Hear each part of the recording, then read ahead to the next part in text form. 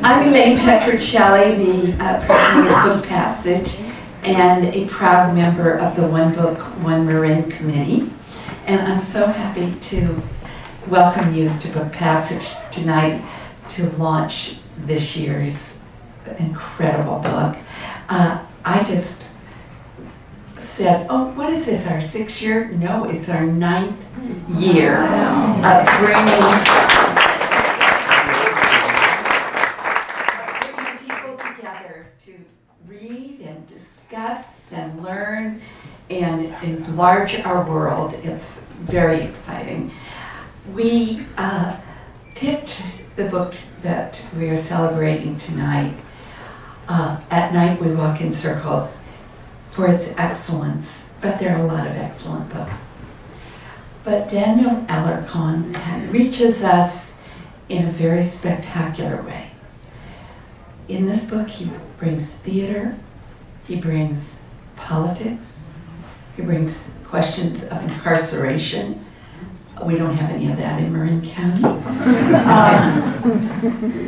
Love between friends and parents and brothers and arguments and all of the things that make life so fascinating and sometimes so challenging. I read this book when it came out in hardback and had the pleasure of rereading it again when we chose it.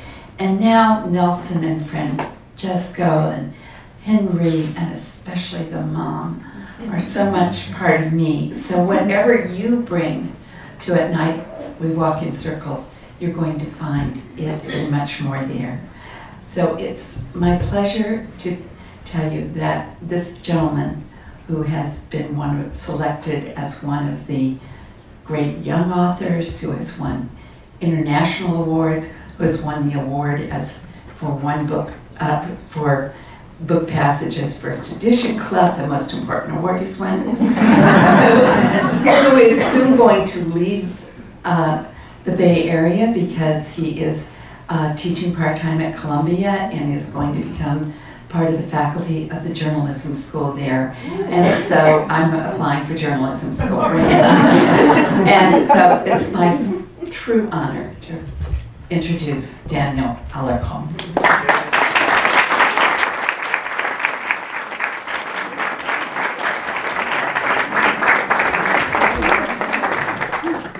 Hi everybody.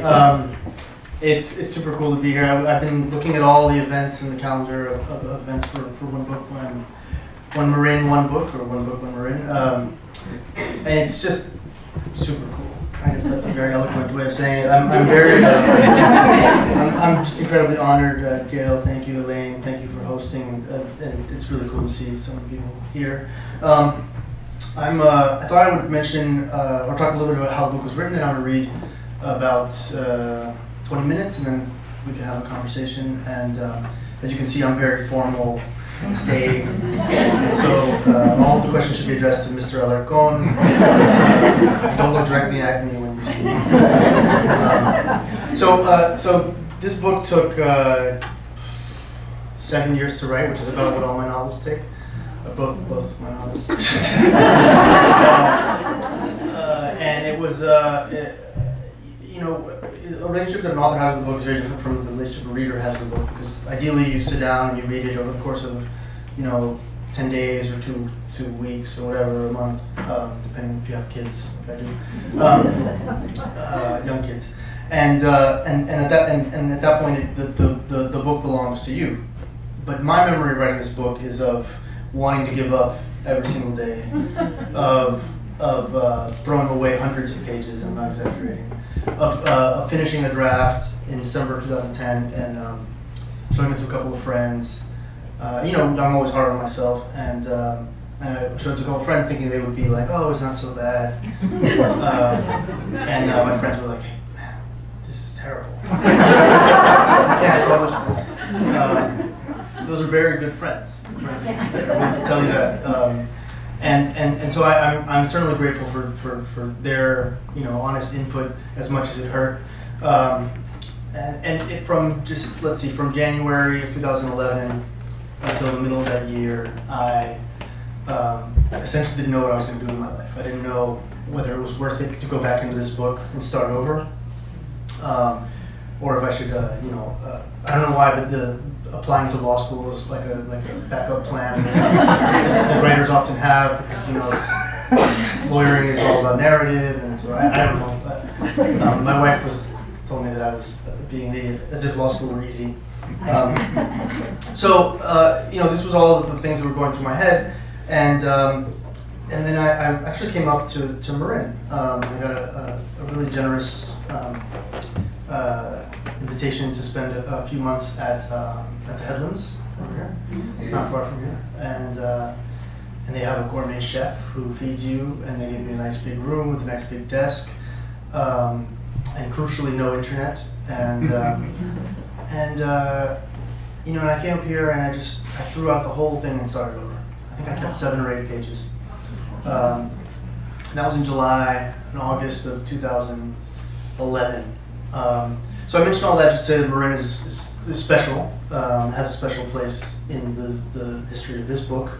The Headlands is a beautiful place, I'm sure all of you know. It's also a place that for me was where I sort of hit rock bottom and then started building up the book again. Because throwing away a book is not easy. Throwing away, at that point it had been 3 or 4 years of work, is not easy. And quite apart from the quality of the book, this version of the book, I think the thing that I remember, the thing that I'm most proud of, is the fact that I did throw that book away, that other book away. And when I teach, as I occasionally do, I try to tell students that they should not ever be afraid to throw away a draft. It's not good enough. Now, if someone had told me that in January 2011, I probably would have punched them in the face. But it is a valuable lesson, and I think an experience that every writer should probably have to go through at some point is, do I throw this draft away or not? So this book is about a young man named Nelson, and it's about a lot of things. I think Elaine touched on this. It's set in the prisons of Peru, prisons of Lima, the city where I was born. Prisons are places that I've spent a lot of time in since 2007. I've written journalism about the prisons, and I'm super interested in incarceration. But y'all are a very lovely looking crowd, and I don't want to bring anyone down, so I'm going to read the other part of the novel, because there are lots of different stories going on. Essentially, I would, if I had to sort of give you a précis of the book, and I'm standing here at the podium, so that is my job. I would say that it's about a young man named Nelson, who is an actor. Nelson has a brother living in the United States, and has always sort of thought of himself as someone who's going to go start his life in America. And so for that reason, he doesn't take his current life very seriously. He's sort of been sliding and slipping and coasting through late adolescence and early adulthood on the assumption that none of this really matters, because pretty soon I'm going to be in the United States anyway, so why should I worry too much? But it's getting to the point where the visa hasn't come through, his father's passed away, so he couldn't leave his mother anyway, and all of these things are starting to sort of put pressure on him. He is now 23 years old. He hasn't ever left the city that he was born in, has done nothing of note. He's graduated from the National Conservatory of Theater, and he's kind of sliding along until he gets a job as in a revival of a very famous play called The Eighth President. The Eighth President was written by a man named Henry Nunez, who was kind of a famous underground theater writer and director and actor. And it's a play that landed Henry Nunez in jail and ended his career and put him in prison, basically. So it's been 15 years since that incident, which Nelson was touched by directly just because he heard the news, and sort of it was what inspired him to want to be an actor. So when the opportunity comes to participate in this revival of this play, Nelson jumps the opportunity, and to his great surprise, he gets the role. And they go off, they perform, and what they do is revive the idea of a national tour that they had wanted to do when they were 15 years before. now with Nelson in the role of the idiot president's idiot son, Alejo. Now, what makes this all interesting is that tour never happened because Henry was put in prison, and the tour is not like a national tour, like a Broadway show comes here to ACT. It's a little bit different, a lot more rustic, a lot more improvised, a lot more riding in the backs of potato trucks over mountain passes and getting, paid for a show in bags of coca leaves, that kind of stuff. So it's very much an artisanal kind of theater, and it comes out of a tradition. It's a real tradition of people's theater, campesino theater, which in the 1980s in Peru was real, and I have met and interviewed a lot of the people who did this and incorporated a lot of their stories in this. In fact, the play is based on a real play. Henry is based on a real playwright named Walter Ventosilla. Pata Larga is a real person known as Pata Larga. And so I've built on things that I know. The section I'm going to read from, I should say that the last thing I'm going to say about this is the novel essentially is they go back into the mountains and do their tour, and Henry, being Nelson's hero and sort of the guy he looks up to the most, becomes kind of a mentor, father figure, and they run, boom, straight into Henry's past. And Henry's past is gloomy. Henry's past is imprisonment. Henry's past is missing people. Henry's past is trauma and also guilt, survivor's guilt. In some cases, they run straight ahead, collide into Henry's past, and the person who pays the price for that is not Henry, but Nelson. So, not to bring me down, I'm not going to read that part either. But I'm going to read the very beginning. The other last thing you need to know is that Nelson, in anticipation of his new life, where he's like member of this famous theater troupe called Diciembre, where he's going on tour, where he's no longer static, but he's doing something. He decides to break up with his girlfriend, Ixta. And as soon as he does, he realizes he's made a terrible mistake. So this is the section where they're about to go on tour, and he has just is saying goodbye to Ixta. Henry, Pata Larga, and Nelson set out on April 16, 2001 on a night bus to the interior. That evening, in the bus station waiting room, the television reported that a famous Andean folk singer had been killed by her manager. Groups of young men huddled together, sharing their titillating theories behind the murder, who had slept with whom, how the killer might have succumbed to the terrible logic of jealousy.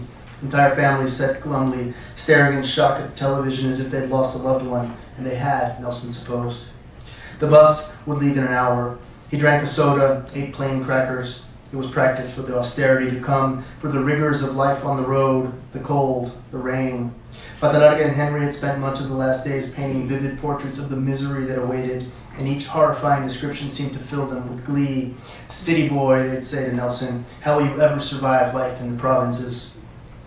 Now at the station, the television spat out the latest news, confirmed and unconfirmed. The accused killer was on suicide watch. An accomplice was being sought. Tearful fans were already gathering in front of the deceased's home, laying flowers, holding candles, comforting one another. The singer had been dead for all of 3 hours. How do they know where she lives? Asked Henry. Who told them? Lived, said Pata Larga.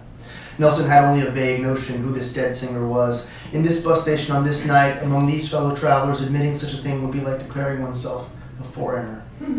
He'd always been taught that it was two different countries, the city and everything else. Some lamented this stark division, some celebrated it, but no one questioned it. Tonight, their bus would leave the city, and tomorrow when they woke, they'd be in the provinces. In truth, here at the bus station where everyone was in mourning, it was as if they were already there. Did you say your goodbyes? Henry asked, interrupting Nelson's daydreams. I did. Henry furrowed his brow, very serious, because we're entering the world of the play now, its constructed universe. You have to give into it. I'm giving into it. Once we leave, none of this exists. Nelson glanced about the crowded and dilapidated bus station. A few yards from them, a child slept on an uneven pile of luggage. It's so hard to say goodbye, Nelson said. Henry threw a gentle arm around him. I know it is. I know it is. They were called aboard just before midnight. The waiting room of the bus station came to life as everyone shook off their drowsiness and stepped out into the warm night. The bus idled loudly. The passengers lined up to force their overstuffed bags into the hold. There were smiles on most of the faces, Nelson noticed. No one was immune to the allure of travel. Even the night bus has some glamour, if only you let yourself see it. Just before the bus pulled out, a thin boy in a baseball cap came aboard. He was chewing gum and held a small video camera in his right hand. The boy moved slowly down the aisle, panning left to right and back again, stopping for a second or two on each passenger. Some smiled, some waved, some blew kisses. Henry flashed an enthusiastic 2 thumbs up. When the camera came to Nelson, he stared dumbly into the lens, not quite understanding. Henry whispered in his ear, "Smile, in case we plunge off a cliff and die. This is how your mother will remember you." Nelson forced a smile. When I went to the bus company to ask for this video, I was all but laughed at. "Are you serious?" the man asked. I told him I was. I had the date, the destination, and the time of departure. "If no one dies," he told me, "we just record over it." The ride out of the city was slow, but after an hour they came to the capital's eastern limits. Nelson didn't sleep, but looked out the window instead, hoping to see something that might catch his eye. There was only darkness. A movie came on the bus's television, the kind his mother would have liked, but he tuned out and went over the script instead, replaying the idiot president in his mind, its rhythms, its atmosphere, its famous gloom, which, contrary to what he'd been told, was in fact entirely describable. Henry had known at the station how right he was, how exactly hard Nelson's goodbyes had been. He'd arranged to see Ixta that afternoon at a park in La Julieta. As they strolled, talking about nothing in particular, Nelson, with his heart thrumming in his chest, held a parallel conversation with himself. Should he, or shouldn't he? Was now the time to tell her. It was a warm day by the sea, and the vastness of the ocean was always remarkable to him. The boardwalk was full of joggers and skateboarders, and the sun shone through a scrim of early autumn clouds hovering at the edge of the horizon. The longer they walked, the quieter they became, until Nelson couldn't bear his uneasiness. They'd come to another seaside park, this one with an unused lighthouse surrounded by a low wooden fence, so short you could step over it. Many had. They'd written their names, pairs of them, mostly along the lighthouse's curving base of white brick. If they really wanted to protect it, Ixta said, they'd make the fence higher.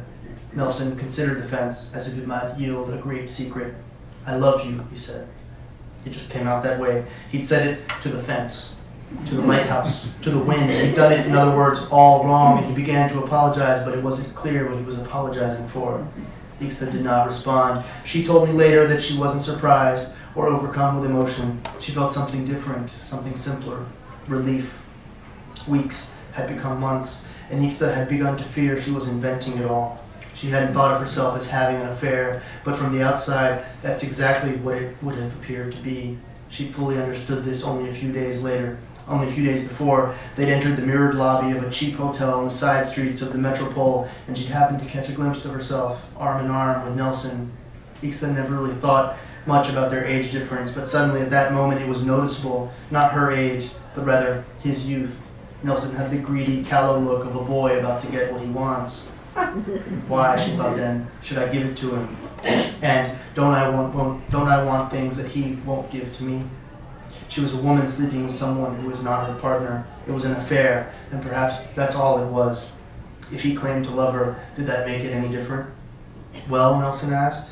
He still hadn't mustered the courage to look at her. Ixta told me later, it was like he felt the world owed him an award just because he'd managed to say what was on his mind. It was about him, not me. I told him that I didn't trust him anymore, that it had all dragged on for too long, that I was sorry. Is that all? I asked. Oh, I also wished him a safe trip. Ixta paused here and looked up. She bit her lip. Perhaps she expected me to interrupt, but I didn't. And you know the truth? I almost felt bad. I felt regret, just for a moment, and I half expected that he'd call my name, but he didn't. He just let me walk away. I left him at the lighthouse, and I remember thinking, he'll probably write our names on the bricks or something similarly helpless. He always liked those sorts of gestures, the useless kind. She broke off now and shut her eyes. Both Patalarga and Henry report that Nelson seemed, quote, not himself on the evening of the departure. Pensive was the word Patalarga used. Henry went a bit further, calling him dour. While they discussed with some curiosity the particulars of the singer and her murderer, Nelson offered no opinion on the matter. Once on the bus, they report, he pulled out his notebook and began to write. Nelson could have chosen to share the story of his afternoon or the content of his conversation with Ixta, but he didn't. In fact, he mentioned her only a couple of times and never by name, keeping her and a lot of things about himself private from his collaborators during the first weeks of the tour. He didn't tell them about Sebastian's passing, for example, or much more about his brother beyond the vagaries he'd shared that first afternoon. He never showed them his plays, though he did admit, after some questioning, that he liked to write. That neither of the Diciembre veterans asked why he was upset should not, in my opinion, be interpreted as a lack of empathy on their part, but rather as an indication of who exactly these three men were in relation to one another at the beginning of the tour. While Pata Larga and Henry were old friends, they were also, in very important ways, strangers. Two middle-aged men getting to know each other again after many, many years. They were working together for the first time since Henry had been imprisoned. And as for Nelson, the fact that they liked him, that they'd chosen him among the dozens of actors who auditioned for the role of Alejo, should not imply any intimacy. So, a snapshot as the tour of Diciembre begins. Nelson, troubled, fills the pages of his journal with words about Ixta and his heartbreak before finally dozing off some 3 hours from the capital. Henry, beside him attempting little or no conversation, dons a satin eye mask from the play's wardrobe and promptly falls into a dream about the prison, about his lover, and Pata Larga, who hasn't been to a movie theater in 5 or 6 years, sits across the aisle from his companions, engrossed by the action film blinking on the bus's tiny television. Ixta walked home that afternoon, a little dazed, trying to fix the details of her conversation with Nelson within the trajectory of their relationship. It had once seemed that the world would defer politely to their whims, but the disappointing last 8 months had been a slow unraveling of all that optimism, a break and a period of mourning, a faltering attempt to recapture what had been lost, doom, starting over. Now this, whatever it was. Her boyfriend Mindo was not home, and Ixta was glad for this small mercy that she celebrated with a cigarette she almost never smoked anymore, and a few hours of television. She burrowed deep into the couch, clutching the cushions as if they were life vests. On the other side of the pulled curtains, day turned to dusk. Like Nelson at the bus station, Ixta took in the news of the dead singer, marveling at the scandal the press seemed determined to create. Unlike Nelson, she did know who the singer was. The newscasters played old videos, showed soft-focus stills of the singer's early days, playing dusty fields at the edge of the city. Night fell, and the fans gathered in front of the murdered star's home. With candles and bloodshot eyes, they performed their sadness flamboyantly, pushing the very limits of realism. This is what Ixta thought to herself. And then, that phrase. It sounds like something Nelson would say. She put the television on mute and watched it for a minute, in silence, to verify it was true. It was. Yes, she could hear his voice. Yes, it was still there, ironic, wry, curious. Ixta turned off the television and sat very quietly listening to the room hum and waiting for Nelson's voice to fade from her consciousness. One day, when they were just starting out, they'd blown off a class on the theory of representation and gone to eat at the Central Market. It had been Ixta's idea, and Nelson wasn't opposed.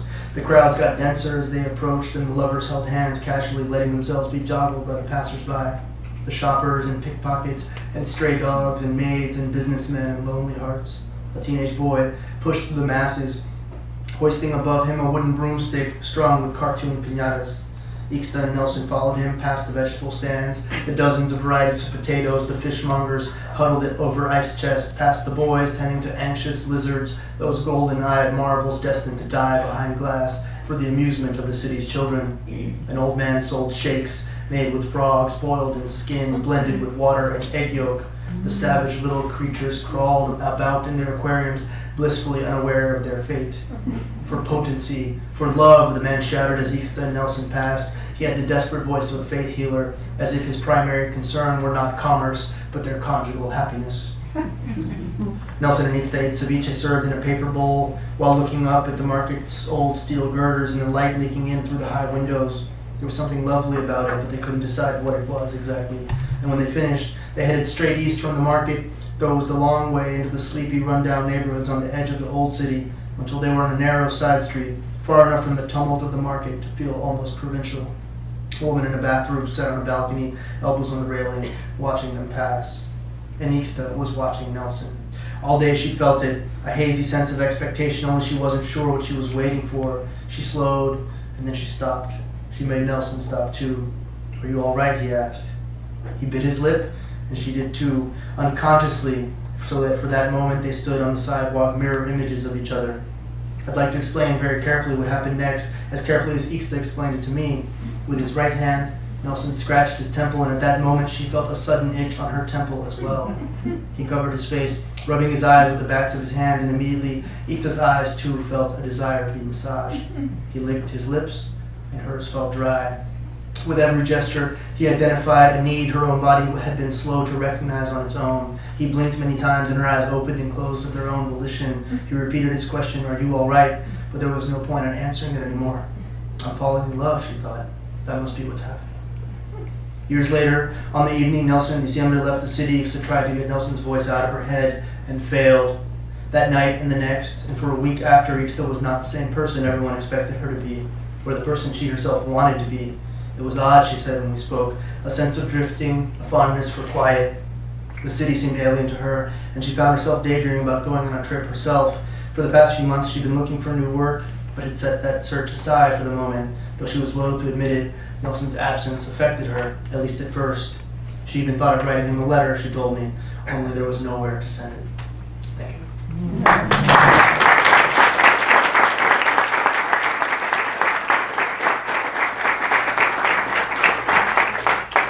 So I'd like to share a parenthetical with you about Peru. So I was born in Peru, obviously, and I spent the first 3 years of my life there, which is not a lot. I was raised in the United States, in Alabama, but our connection with Peru was very, very close. And a lot of the things that are described there about, the country being the city and everything else is sort of what I learned as a child to how to understand my country. But Peru is a very interesting place, and it must be, I think, one of the only places where when Michael Jackson died, that was not the biggest news in pop culture, because that same night, a singer who mentioned in this section died as well. A singer named Valencia Mesa was killed by her manager. They were a very, very famous out couple, which is rare. Not out like we're sort of lesbian. Everyone needs to know that, but everyone knew it. And it was very, very, they were Andean folk singers. She would fill stadiums, but certain parts of Lima I'd never heard of her. And I think certain parts of Lima were completely blindsided by the mass culture that surrounds them, and they have no idea about it. So there's certain parts of the city that are, just like Brooklyn. Just like, the hip parts of Oakland, or just like, the Mission in San Francisco. And there's other parts of the city that are not like that at all. And the parts of the city that are not like that at all, not only knew who the singer was, but were crushed by her passing, And the part of the city that didn't know who she was like, why is everyone tripping? Michael Jackson died. And it was a very interesting night, because the news, in some ways, doesn't know who its audience is. They don't know who they're supposed to cater to. So on one hand, yes, this mega world superstar Michael Jackson died. On the other hand, there's literally thousands of people in front of this woman's house in a very far away, poor section of the city, holding candles and crying, and they don't know who Michael Jackson is, nor do they care. The only person that matters to them is this singer who just passed away. And as it happened, I was on a bus that night, going into the mountains, and at the bus, I remember I got to the bus station, and I was meeting some friends, and I brought the news that Michael Jackson had died, and they were like, yeah, whatever. Look, Valencia Mesa passed away, and I was in the role of Nelson, like, who's that? I mean, I'm trying to think of an analogy here. Analogous, I guess if a rapper from East Oakland passed away, some in the city, was in mourning, I think a lot of people in the hills would be like, huh? It was sort of like that. That kind of sort of. So you have these two parallel cultures that in some ways don't connect. And Nelson very much comes from that middle class, outward-looking, globalized, demographic of the city. I mean, he likes to read and do theater and thinks about art and but that's a lot of the skills that he learned are of no use to him, where he's going to end up, and are of no use to him in the places that the tour is going to take him. So I've often thought about writing an essay about the death of that singer because of its timing and the fact that it happened to coincide with Michael Jackson's passing. Because it is to me fascinating, and as I said, there might not be any other country in the world where Michael Jackson's passing was not the most important music news, of the moment. But anyway, that's just a parenthetical, and I'm happy to take questions maybe about the book, or they can be about soccer, politics, anything. Yes, ma'am? I was curious about your viewpoint character, the narrator. Oh, yeah. I conveniently forgot to mention him in my introduction. So very early in the writing of the book, I added an iVoice, and iVoice just snuck in, and I had no idea who it was, and I was very intrigued by the voice. And the thing is, if you have an iVoice, if you have a question like that and you answer it 7 pages later, then it's like a little sprinkle of spice, but that's it. If you don't answer the question for 250 pages, then you better have a damn good answer. And so that tormented me for years. I would wake up in the middle of the night and I would wake Carolina and I would say, my wife, and I would say, Carolina, I don't know who narrates my novel. And I had to solve that conundrum to make the novel work. And I think no book is like 100% where everyone loves the book. And I think if there are people who don't like basically if you don't like the way I solved that problem, then you might not like the book. Most people I think dig it and think it's interesting. And what I wanted was there to be 2 parallel tracks of a novel can't exist to have the narrative momentum it needs if it doesn't have at least 2 kind of narrative engines. And in this case, the question is that animates the book is what happened to Nelson, and 2, who's telling the damn story, and those 2 questions together, I think, ideally propel you, towards the end, so when you find out. The narrator and Nelson, of course, at some point intersect, and I had all kinds of harebrained ways that they were going to intersect, and I settled on this one, which I think is the best one. It's the right one, whether, like I said, whether you like it or not, depends, but I like it. Can you tell us about the title of the book? Of course.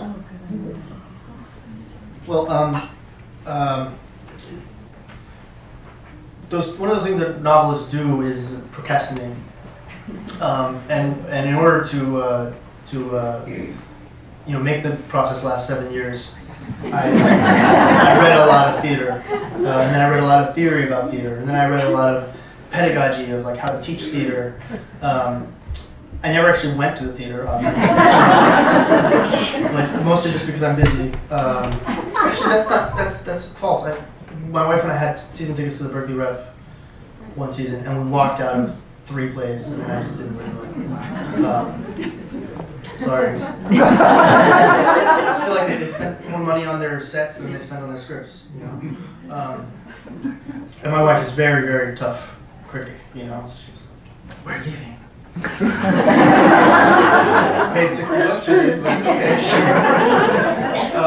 So anyway, so one of the things that I ended up reading, and I'm not sure how, was the French philosopher Guy Debord, who has a book called The Society of the Spectacle. And I don't know how I came across it, but I found it very interesting, his idea of how in contemporary culture we use external representations of life to understand our own life. And of course we've always done little immediate existence in some ways since people started painting on cave walls, But now it's just massive, and now you almost don't have to live your own life to imagine you have a life. If you've ever lost yourself in a movie and then the lights come on and you're like, wait, what? That's sort of what he's describing. And there's these mass events that give us the illusion of meaning, that sort of act as a simulacrum for significance, but they don't actually have actual meaning. So anyway, so this is all very theoretical in French. and I felt in some ways that he was describing Nelson. And so there's an epigraph there from Guy Debord, from the Society of the Spectacle. But there was another experimental movie that he made that was a Latin palindrome that was called "At Night We Walk in Circles and Are Consumed by Fire," which is the longest palindrome in old Latin text. And it's an experimental, I dare say, unwatchable film. But I love the image. And as it happened, when I was researching the book, I spent a night inside the prison. It's called Collectors here. As I said, I spent many years visiting this prison in Lima, so I knew very well what I was getting into, and I negotiated with the right people for my safety, and I went in. And I already had this sort of image, I know we walk in circles, the phrase floating in my head. And one of the things that I was surprised to find was after dinner, we'd go out to the yard with the people that I knew, and we're sort of hanging out. And in many Latin American cities, people go out for a walk after dinner. In prison, you go out for a walk after dinner, but there's nowhere to go. And of course, everyone walks into a circle because you go out and come home. But in a prison yard, it's much more confined, obviously, and it's much starker. So it was very interesting and somewhat disheartening to see, a group of men just going, and the yard is a little bit bigger than this store. I would say it's bigger than the far wall, the glass wall, maybe to the middle of the parking lot. But it's not big. We're talking about 400 men. So that's when I was like, okay, well, that's definitely the title of the book. So it works on two levels, at least for me. It only has to work on one level for you. You have to read it, see it in the bookstore, and be like, huh, that's all it has to do for you.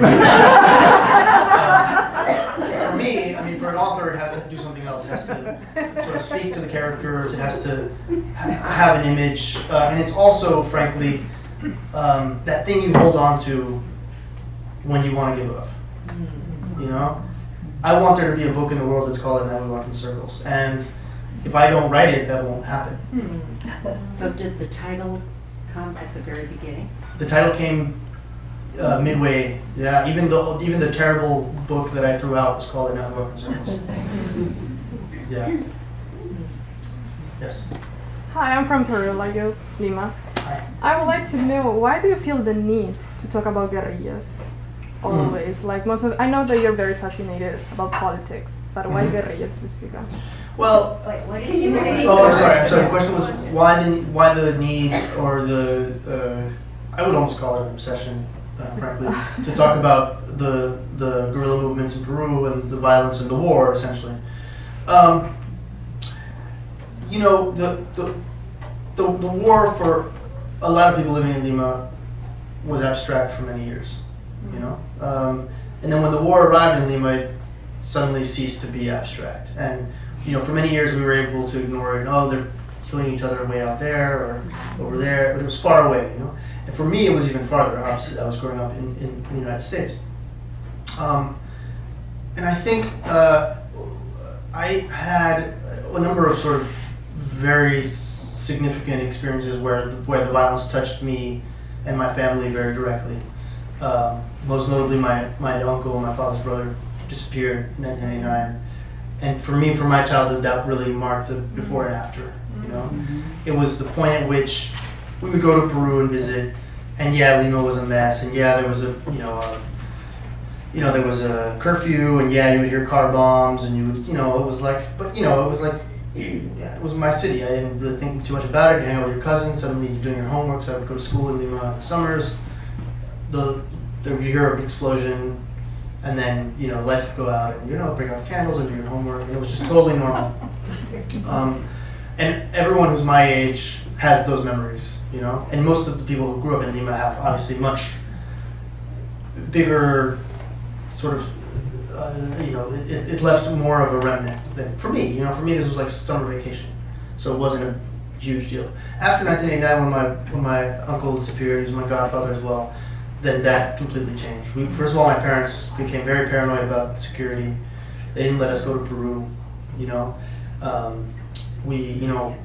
My father got very involved in human rights and trying to find out what had happened to his brother, and on and on and on. Just very, very, very personal and difficult things, you know, for my father and for us as a result. And then, you know, going back as an adult, I think one of the things that I confronted was kind of a survivor's guilt. An idea that I was growing up in a very nice American suburb, you know, where the big political issue in the neighborhood was like whether to put speed bumps on the on the main road, you know, and it was startling to me as I started going back as an adult and talking to people how everybody had been affected. The very poor, the middle class, the wealthy, you know, everybody. And in my family, we have people in every socioeconomic class are directly related to me. You know, working class people and people who are very well off, people who are very educated, and people who are not. And everyone had a story. My aunt going to pharmacy was like, "Oh, the war. Yeah, I remember that. You know, we kept getting extorted where someone would say, we're going to blow up your pharmacy unless you give us, you know, these antibiotics for the rebels." You know, and she would just, you know, laugh about it.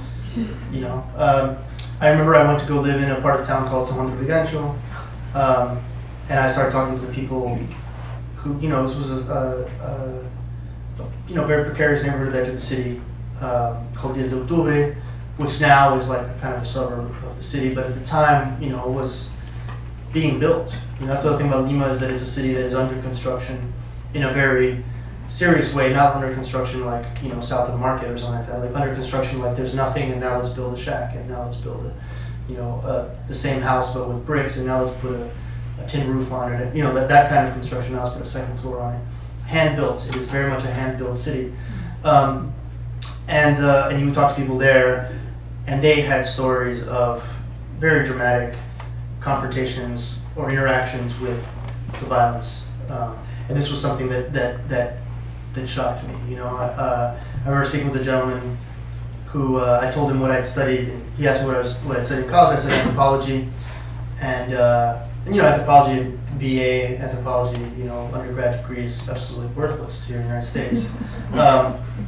But he misinterpreted me and thought that I was like, oh, you can help me. And I was like, sure. And he went to this back room and came out with a list of all the people who got missing in his village. And he said, we think they're buried outside of our town, but we don't know, and maybe you can help us. He thought I was a forensic anthropologist, you know.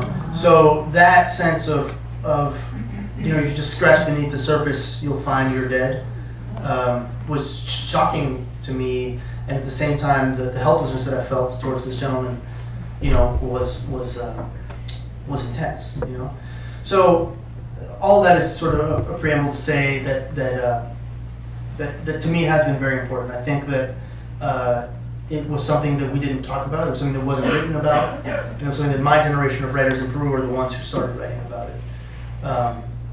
And in part, we wrote about it. We were younger. We weren't protagonists in the war. We weren't of age, you know. And I think that's the same thing in Chile. You know, the generation of writers of my age in Chile are the ones writing about the dictatorship and what it was like to live in the dictatorship. It's funny because I was talking with Alejandro Zambra, who's a fantastic novelist from Chile, a good friend of mine, and he was saying that he always thought when he was a kid that, oh, you know, my generation didn't really live this. We didn't know about the dictatorship because we weren't alive and conscious in 1973 when Pinochet overthrew Allende. We weren't there.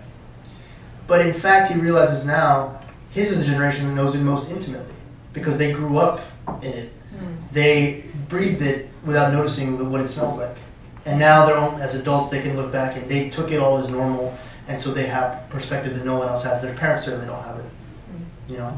And so it just seems to me that my generation is uniquely placed to tell that story of the war. Yes, in the back. You left Peru at age 3. Yes. But obviously retained very close connections. Do you feel a tension between your Americanness and your Peruvian citizenship, or at least place of origin, and your family there? Now you're a novelist, sort of re-examining it, but you're in a privileged position as an American. Could you tell us a little bit about that? Yeah, the question is the tension between my multiple positions as a Peruvian, as an American, and whether I feel sort of uncomfortable sometimes navigating that. Is that fair? I guess the simple answer is no, I don't. I was asked a lot when I first started publishing, particularly in Peru, versions of like, who are you, to be writing this stuff. But what happened was that everyone thought because I was writing English that I didn't speak Spanish, and then I would go and I would do an interview in Spanish, and then the question was like, well, you speak Spanish perfectly, so why don't you just write in Spanish? I would say, well, speaking is different than writing, and I grew up in the United States, and this is just the literary tool I was given was the English language. I could write in Spanish, but it's not the same. 80% of what I've read has been in English. I don't think that I'm. I think of myself as an American. I, care very intensely about what happens in this country. I care very intensely about politics in this country. And I think of myself as a Peruvian as well. I often say that I'm an American writer who happens to write about Latin America, and I'm a Peruvian writer who happens to write in English. And I think that both of those things can coexist. When I'm at home, or when I'm in Latin America, when I'm in Peru, I miss English. And when I'm here and I'm hanging around with Anglophone friends, I sometimes miss the humor in Spanish. They're just very different, very different types of humor. And I should also mention that in the last few years, my wife and I and another partner started a podcast called Radio Ambulante, which is basically long form narrative, nonfiction, reportage, well produced in Spanish for all of Latin America. And as a result, I'm the editor of this, and so of course I get stories from everywhere, and I hear all kinds of different accents. And this morning I'm working with a Mexican producer, and then with a Chilean, and then a Dominican, and as a result, I feel less Peruvian and more Latin American, I have to say. I think it's just really expanded my sense of who I am and kind of a regional identity as opposed to a national identity. Because the fact is, I talk to my friends in Peru, and Peru is just a scandal machine.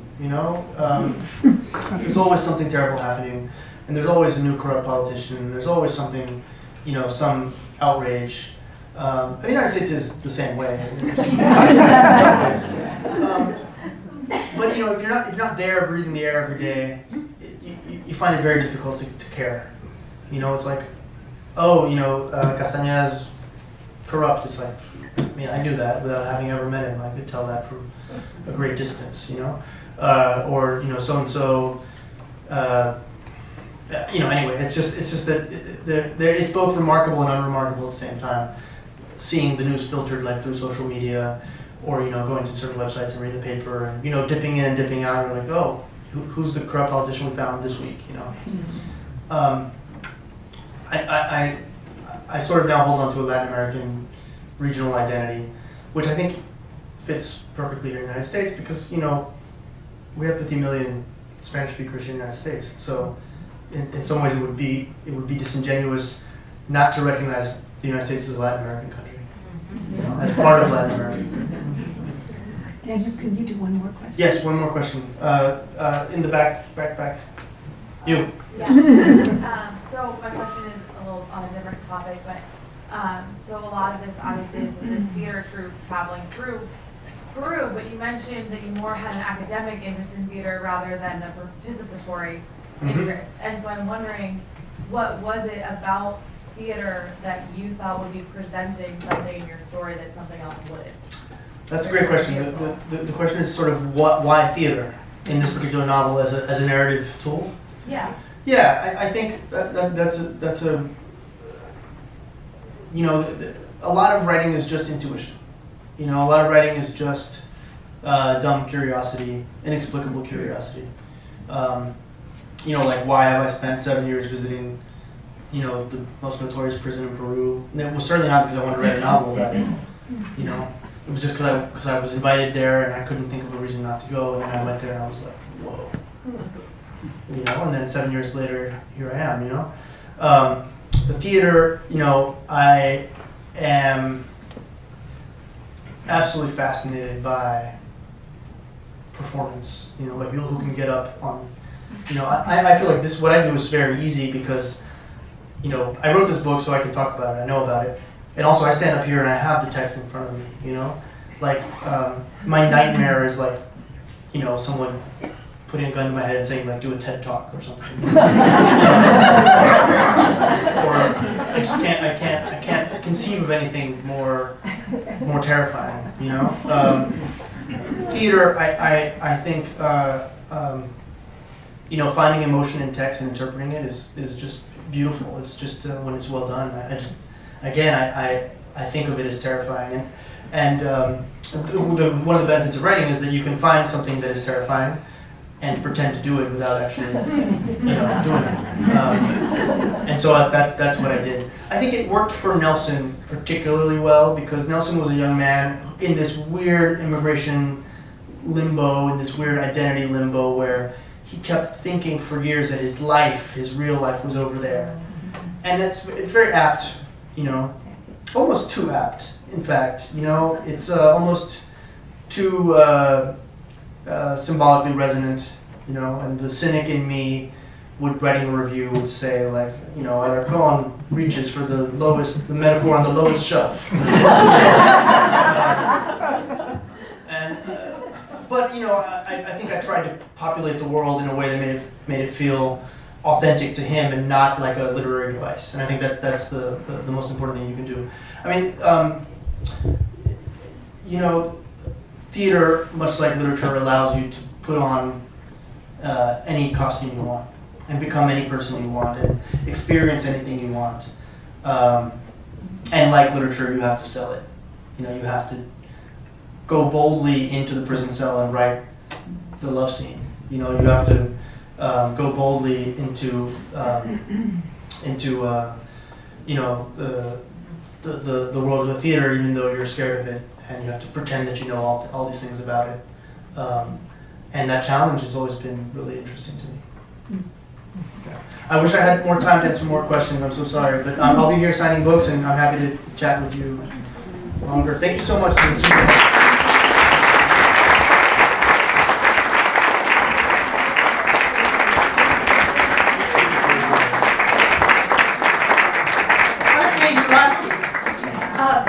I just wanted to say a few things before we begin.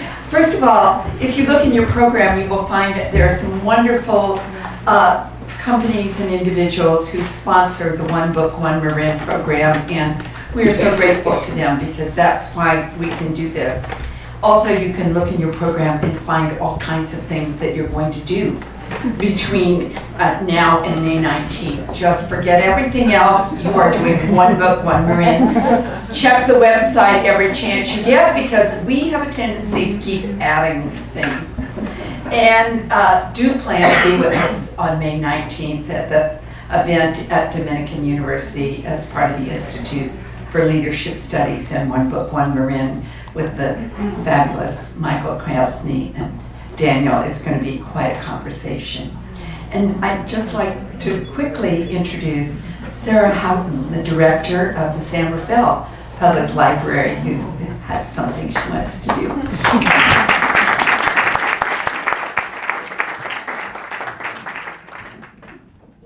Thank you, Elaine, and thank you, Daniel. I think your book deserves a fist bump.